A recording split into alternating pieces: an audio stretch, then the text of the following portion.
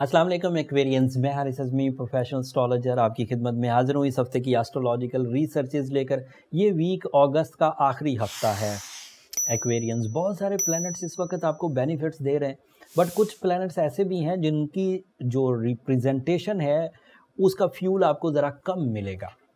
उसको ओवरकम करने के लिए आपको कुछ एहतियाती तदाबीर इख्तियार करनी चाहिए या समझ कर डिसीजंस लेने चाहिए ताकि किसी प्रॉब्लम में या किसी लॉस में ना फंस जाए। जो इस हफ्ते की पॉजिटिव चेंज है पहले वो बयान कर दूं। वीनस नाम का एक प्लैनेट आपके 9th एंगल पर था, वो 9th एंगल का ही रिप्रेजेंटेटिव है। उसी वीनस को 9th एंगल पर 30 अगस्त को मरकरी आके ज्वाइन कर लेगा। सो अब 9th एंगल में सिर्फ वीनस नहीं है, अब 30 अगस्त को वीनस और मरकरी दोनों इकट्ठे होंगे। इसके कई तरह के फ़ायदे हैं, सब बयान करता हूँ। एज अ एक्वेरियन ये आपके लिए पहले तो 9th एंगल तालीम के शोबे को ग्रोथ देगा। मरकरी का वहाँ जाना एक्वेरियन स्टूडेंट्स के लिए बहुत सपोर्टिव होगा, एक्वेरियन क्रिएटिव पीपल्स के लिए बहुत सपोर्टिव होगा, एक्वेरियन रिसर्चर्स के लिए, साइंटिस्ट के लिए, डॉक्टर्स के लिए, या फिर जो लोग अंदाज़े गुफ्तगू से अपना सोर्स ऑफ इनकम बनाते हैं, पॉलिटिशियंस हैं, गुलकार हैं या फिल्म मेकर्स हैं, ये बहुत एडवांटेजेस हासिल करेंगे मरकरी के 9th एंगल पर जाने से। स्टूडेंट से लेकर मीडिया इंडस्ट्री से रिलेटेड तमाम लोग। बट वीनस का वहाँ पर होना इस मरकरी की ग्रोथ में मज़ीद इजाफा करेगा, क्योंकि वीनस का वो अपना घर है।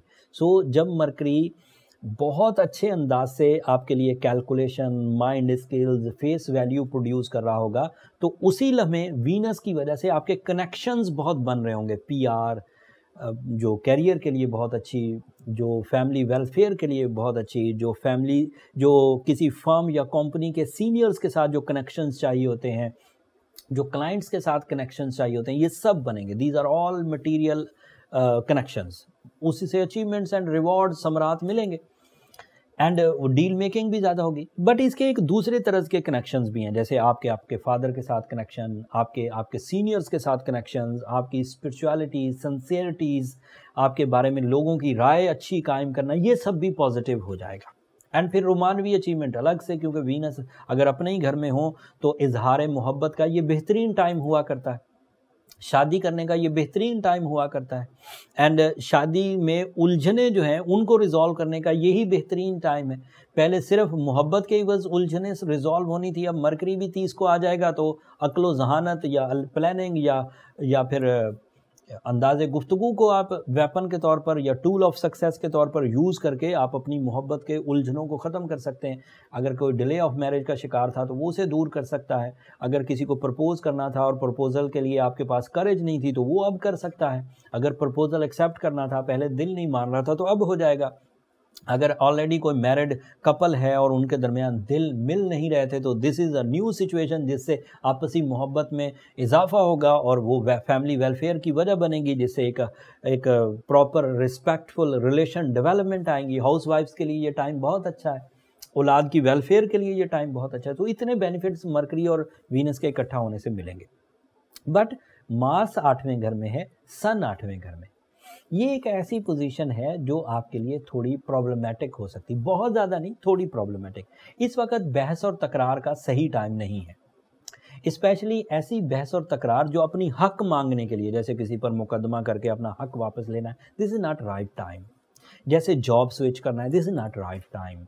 जैसे बहुत बड़ा कोई डील बनानी है जो आप फर्स्ट टाइम लाइफ में कर रहे हैं, पहले नहीं कभी भी की और आपको कोई एक्सपीरियंस भी नहीं है, this is not right time, वो नहीं करिए।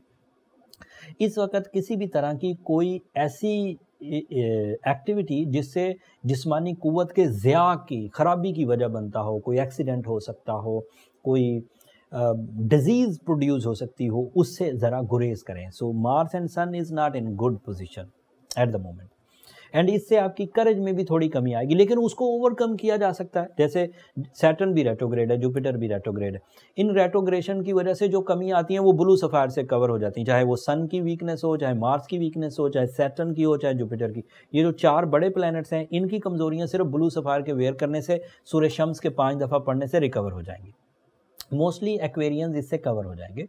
अगर फिर भी कोई एक्वेरियन इससे कवर नहीं होता तो इसका वाज़े मतलब ये है, इसमें कोई शक नहीं है कि उसके साथ इनफिरादी तौर पर वो पेशेंट है या वो सेंसिटिव है या वो बहुत ही वीक हो गया है, उसको फिर अपने एक्स्ट्रा ऑर्डिनरी रेमेडीज़ की तरफ जाना चाहिए।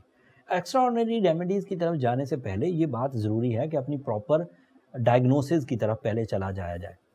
उसके लिए बर्थ चार्ट कैलकुलेशन एस्ट्रोलॉजर्स के पास डायग्नोसिस मेथड होता है, उसके लिए नंबर नीचे चलते रहते हैं, आप उन पर रब्ता करके अपने लिए पर्सनल डायग्नोसिस का टाइम ले सकते हैं।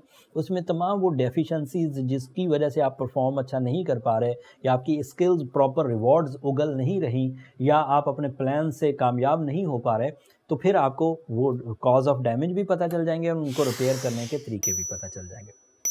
उम्मीद करता हूँ कि आप जो अवेलेबल फैसिलिटीज़ हैं नेचर की तरफ से, मरकरी एंड वीनस की, इन्हें भरपूर अंदाज से इस्तेमाल करके अपने बहुत सारे गमों को, बहुत सारी नाकामियों को, बहुत सारी कमज़ोरियों को, बहुत सारी नफ़रतों को कवर कर जाएंगे।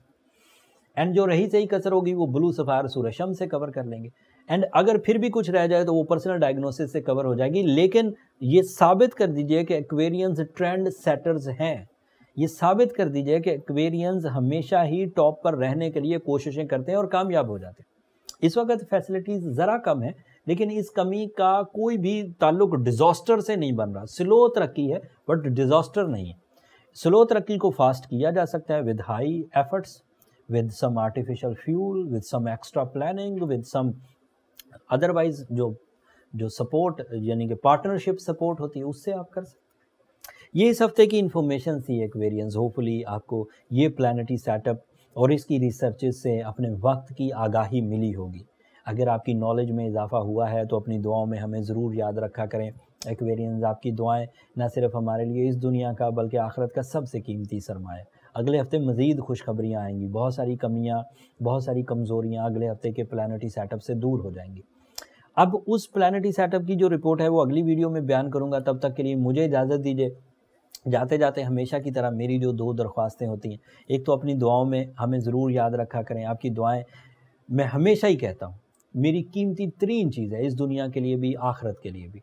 और ये बात मैं किसी को चुपके से नहीं कहता, कैंसेरियंस वो एक्वेरियंस के किसी के कान में कह दी या बंद कमरे, ऐलान करके, मतलब एक फोरम है, इंटरनेशनल फोरम एस्ट्रोलॉजिकल का, पूरी दुनिया के एस्ट्रोलॉजर्स देखते हैं हमें, हमारी रिसर्चेस को फॉलो करते हैं। सो सब तक ये बात जा रही होती है कि आपकी दुआएं हमारे लिए कीमती हैं। दुआ ज़रूर किया करें। चैनल को भी ज़रूर सब्सक्राइब कर लीजिए। आपकी सब्सक्रिप्शन मेरी हौसला अफजाई की वजह तो बनती है। आपकी ही सब्सक्रिप्शन की वजह से हम पाकिस्तान में नंबर 1 एस्ट्रोलॉजिकल फोरम परफॉर्म करें, लेकिन इसकी वजह से मेरी टीम की जोश व जज्बे में भी बहुत इजाफा होता है। इस सब्सक्रिप्शन की जो हिम्मत अफजाई है, यही हमारा रियल पैशन है। सब्सक्राइब ज़रूर करिएगा। अगले हफ्ते तक के लिए इजाज़त दीजिए। अल्लाह निगहबान।